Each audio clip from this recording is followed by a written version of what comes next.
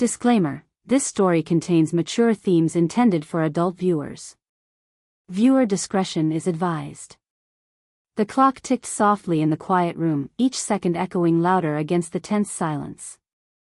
The glow of the laptop screen lit his face as his fingers raced over the keyboard, but they stilled the moment I slid closer. The smooth edge of his desk felt cold beneath my skin as I settled there, the lace brushing against my thighs with every slight movement. His pen dropped from his hand. He looked up, slowly, like he hadn't expected me this close. My knees brushed the side of his arm, sending a ripple through the air that made the room suddenly feel smaller. His breath caught, and mine followed a second later. The faint hum of the air conditioner mixed with the pounding in my chest, loud enough I was sure he could hear it. "Are you going to keep working?" I whispered, leaning in just enough for him to catch the warmth of my breath against his cheek. His hand hovered above the desk, uncertain, hesitating between the files scattered across the surface and the curve of my hip resting only inches away. His eyes met mine. For a heartbeat, neither of us moved. The world outside the office door didn't exist, only that soft tremor in the air, the faint scent of his cologne, and the teasing silence stretching between us. I tilted my head, letting my hair fall to one side, revealing the playful smirk tugging at the corner of my lips. "Or," I murmured, tracing a line across the papers with my fingertip, "do you want to finish something else first?" His jaw tightened. A small, involuntary shift of his chair brought him closer, close enough that my bare knee brushed his leg again, this time slower, deliberate. The pen rolled off the desk and hit the floor, forgotten. His hands finally moved, but not toward the keyboard. And just as his fingers reached the edge of my thigh, the office door creaked. The office door closed again with a soft click, leaving only the lingering tension between us. He exhaled slowly, as if trying to gather the scattered pieces of his composure, but his gaze didn't leave mine. It wasn't always like this silence charged with unspoken meaning, this pull that felt stronger when we were supposed to be apart. We used to be reckless, drawn to each other like magnets no matter the place or time. But lately, the nights had been quieter, his work stretching later, my words finding fewer places to land. Somewhere between deadlines and bills, between routines and late-night scrolling, a distance had started to grow, so quietly we almost missed it. I traced the edge of the desk with my fingertips, remembering the nights when that same hand would find its way into his, without needing an invitation. "You've been here late, again," I said, my voice soft, carrying more weight than the words revealed. He sighed, rubbing the back of his neck. "I thought it would make things better. For us." The truth lingered there, heavy and honest. His way of fixing things had always been to work harder, to provide more, while mine had been to reach for what was already slipping away, his presence, his warmth, the way he used to pause everything just to pull me close. "Do you ever wonder," I asked quietly, leaning forward until his cologne brushed against my skin, "if we started waiting for the perfect time, instead of making one?" His eyes flickered, guilt, desire, something else, before they settled back into that careful stare that made my heart thud harder. There had been hints of this moment before, a lingering touch when he passed me a coffee cup, his fingers brushing mine longer than needed when we exchanged car keys, the way his gaze lingered at the edge of sleep. But neither of us had spoken it aloud. Tonight, I didn't want to wait. I let my knee gently press into his thigh, a silent question. His hand tensed against the armrest, then loosened, sliding just an inch closer. The office hummed around us, the city lights blinking faintly beyond the window, and yet the room felt like it was holding its breath, waiting to see which one of us would move first. "Maybe we just forgot," he murmured finally, his voice lower now, "how to start again." That sentence hung in the air like an open door, inviting, dangerous, and full of everything unsaid. The hum of the city outside faded into a low, distant echo as the space between us grew heavier. His hand hovered closer to my knee now, the tension making each second stretch longer than it should. But behind his steady gaze, there was something else, something he was trying to hold back. "You've been distant," I said softly, though my voice carried a sharp edge, or maybe just distracted. His jaw tightened. Distracted? I tilted my head, a small, knowing smile tugging at my lips. Late nights at the office, constant phone calls. Makes a woman wonder what keeps her husband's attention when it's not her. The words weren't an accusation, not fully, but they lingered like one. He leaned back slightly, running a hand through his hair, frustration flashing in his eyes. "You think it's someone else?" he asked, almost too quietly. I didn't answer right away. Instead, I leaned in, letting the soft lace shift against my skin, catching the dim glow of the desk lamp. "I think, you've forgotten how tempting I can be." His fingers twitched, brushing the edge of my thigh, this time not by accident. It wasn't about work anymore. It wasn't even about the late nights.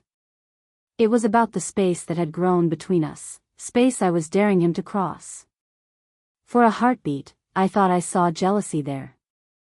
Not for another person, but for the version of me he hadn't touched in weeks. His eyes traced my face like he was memorizing what he'd missed.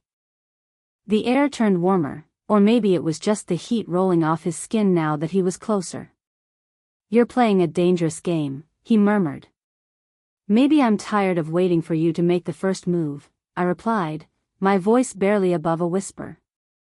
That broke something in him, not with words, but with the way his hand finally rested on my knee, firm yet hesitant, as if both claiming and questioning in the same breath.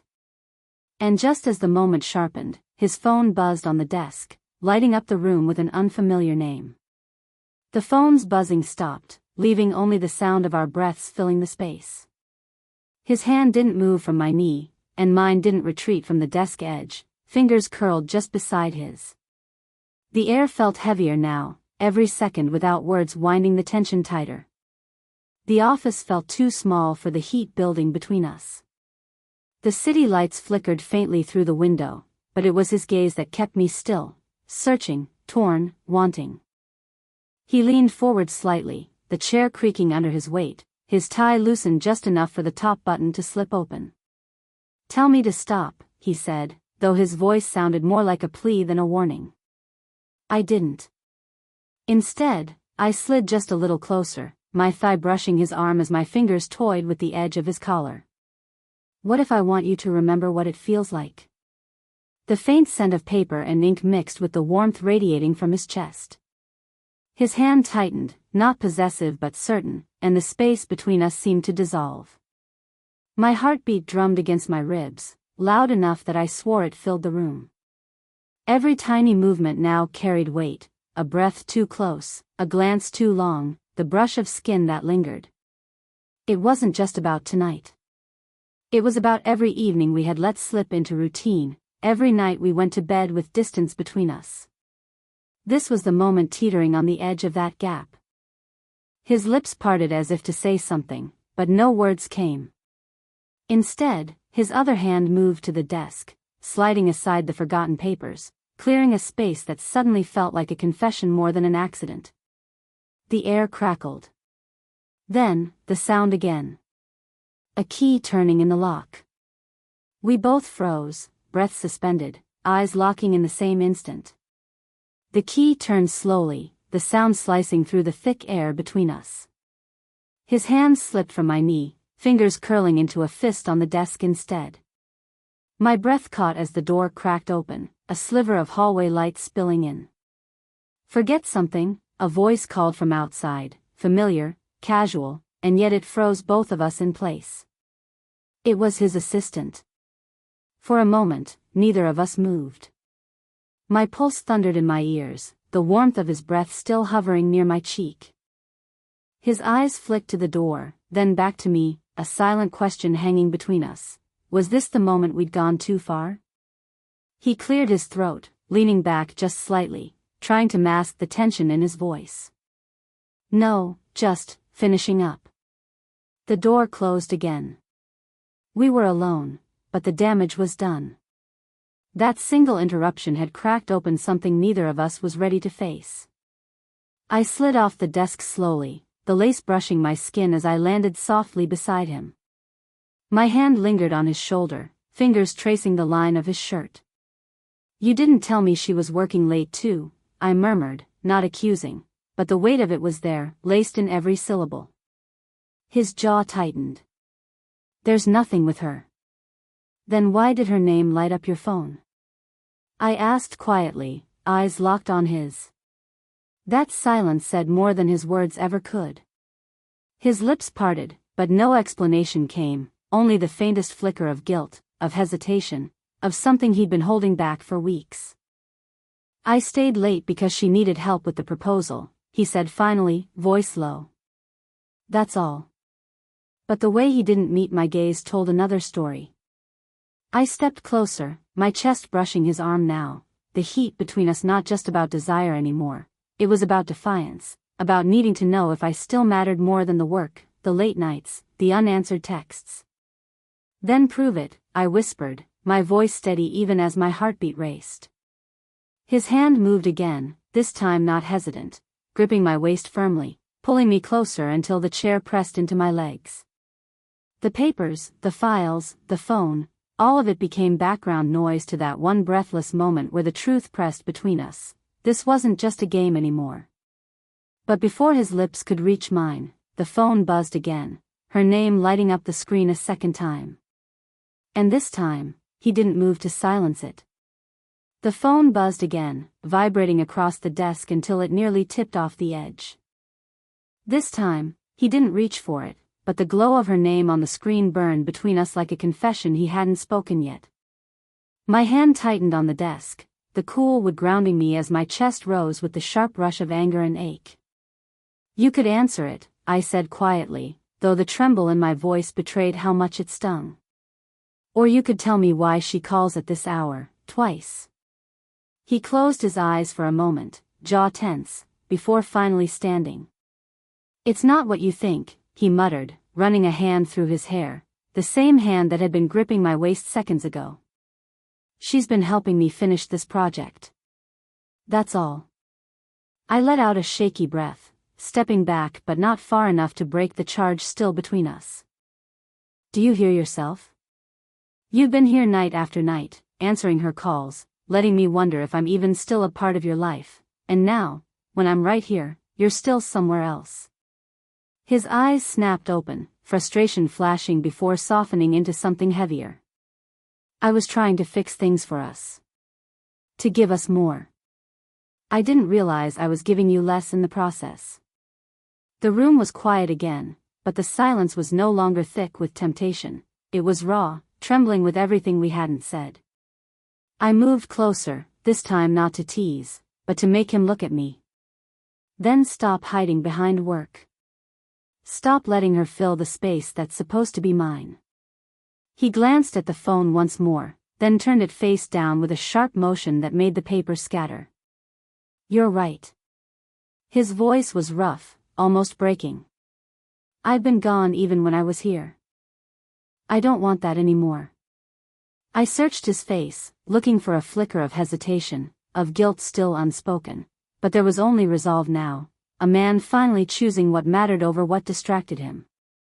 His hand found mine, fingers interlacing tightly, as though grounding himself in the choice. "Let's go home," he whispered. The tension didn't vanish, it shifted, still warm, still dangerous, but now laced with the promise of something real. Behind us, the phone buzzed again, ignored this time, as he reached for his jacket with one hand and didn't let go of mine with the other. The office was quiet now, the city lights flickering faintly beyond the glass as if the world outside had finally slowed down with us. His jacket hung loosely over his shoulder, but his fingers never let go of mine. There was no more buzzing phone, no more hurried glances toward the desk, only the warmth of his touch grounding me after weeks of slipping through empty moments. We stood there for a long while, saying nothing. Sometimes silence wasn't distance. Sometimes it was just space waiting to be filled. He stepped closer, his forehead brushing gently against mine, and for the first time in what felt like months, his voice was soft, not rushed, not distracted. "I don't want to forget how this feels," he whispered, his thumb grazing my knuckles. "You, here. Us. I smiled faintly, the tension that had wrapped itself around my chest finally loosening. Then stop forgetting, I murmured, tilting my chin just enough that our breaths mingled in the dim glow of the desk lamp. His arms wrapped around my waist, pulling me in without hesitation this time. There was no urgency, no rush, just the steady beat of his heart beneath my cheek as I leaned into him. The scent of his cologne was familiar now, comforting instead of distant. "Let's leave this office behind tonight," I whispered. "No calls, no files, no late nights that steal what's ours." He nodded, his lips brushing the side of my forehead in a kiss that carried apology and promise in one. "Starting now." As we walked toward the door, our fingers still interlocked, I glanced back at the desk, the papers scattered, the phone turned over, the dim light still flickering across the room. For the first time in weeks, I didn't feel left behind by his world. I felt chosen. Outside, the city was alive, but it no longer pulled him away. Tonight, it felt like the two of us were moving towards something new, something tender, something we both almost lost but finally remembered to hold on to. The door clicked shut behind us, and his arms slipped naturally around my waist as we stepped out into the night.